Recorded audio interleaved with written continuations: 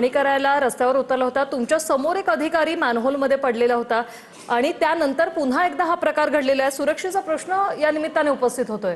विषय आपण ह्या विषयाशी ह्यासाठी जोडू शकत नाही, कारण की मी स्वतः तिथे उभी होती आणि पहिल्या पावसामध्ये ज्यावेळी मी तिथे जाऊन उभी राहिली तर तिकडचे अधिकारी मला जाळी बाजूला करून त्या आतमध्ये असलेला जो मोठा पाईप, त्याला जो फोर्सफुली पाणी जेव्हा पावसाचं साचतं आणि त्या ह्याच्यात जातं गटरात, त्यावेळी कचरा पण जातो, तो कचरा कसा मॅन्युअली आम्हाला काढावा लागतो हे दाखवत असताना तिथे बॅरिकेड्स होते, एक नाही, दोन नाही, तीन बॅरिकेड्स होते।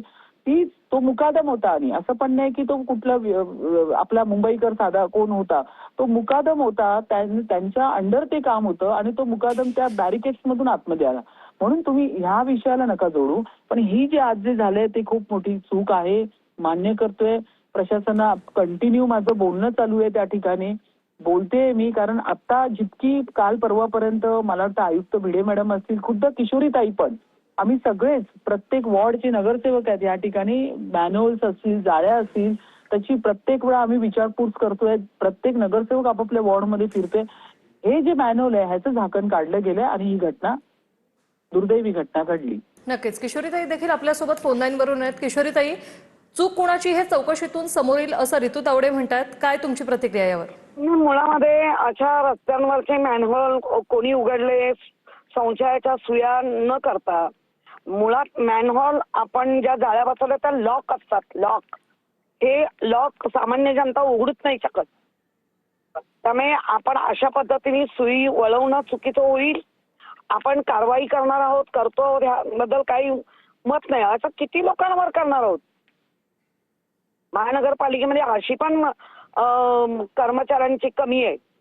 अशा कारवाया करून करून करणं मुळात, ज्या वेळेला मी पुन्हा सांगते, ऋतुताईंना पण सांगते, ऋतुताई, पावसाळ्यापूर्वीची गटनेते हे तुमचा मे एंडला व्हायला हवी होती, तुम्हाला सूचना आल्या असत्या।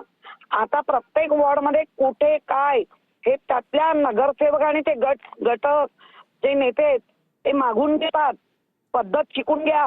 आम्ही मार्च एप्रिल मध्येच लोकांकडनं मागायचो की बाबा तुमचं होऊ दे, कुठलं बाजू रिस्की आहे, हाय रिस्क आहे हे कळवून वगैरे। कारण रामपूरकर गेल्यानंतर हीच पद्धत चालू झाली होती महापालिकेत। गेल्या 4 वर्षात काय केलं आम्हाला नाही माहिती। मला आता कसं आहे, आमच्या ताई आमच्या ज्येष्ठ आहेत, मार्गदर्शक आहेत त्या माझ्या, पण तरी पण ताईंच्या माहितीसाठी सांगते, गटनेत्यांची मीटिंग पावसाळ्यापूर्वी लागली होती, ताई आपल्या उपस्थित नाही राहिल्या, त्यांच्या घरातलं काही वैयक्तिक होतं कारण, पण असो मला त्या सगळ्या गोष्टींमध्ये जायचं नाहीये। एप्रिल मध्ये लावली होती आपल्याला ताई या ठिकाणी नका करू प्लीज। नाही, तुम्ही आरोप करताय म्हणून मला उत्तर द्यावं लागलं। नाही, तुम्ही आरोप करू नका। आता आपल्याला सध्या मॅडम त्या ठिकाणी जो व्यक्ती त्या ठिकाणी पडलाय त्याला शोधकार्य युद्ध पातळीवर करून आपल्याला शोधण्याचं काम आपण करू, जीव वाचूया।